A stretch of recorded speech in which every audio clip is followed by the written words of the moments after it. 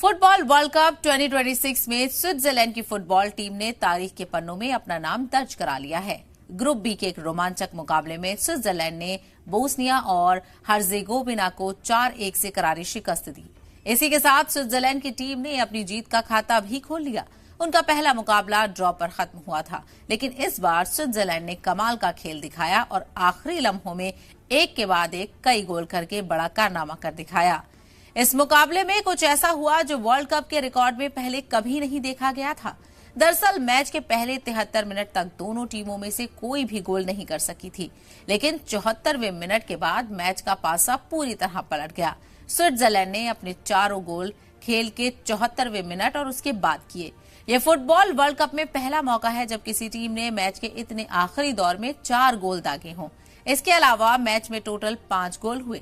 Bosnia ने भी एक गोल दागा जो 74वें मिनट के बाद ही आया, जो अपने आप में एक अनोखा वर्ल्ड रिकॉर्ड है।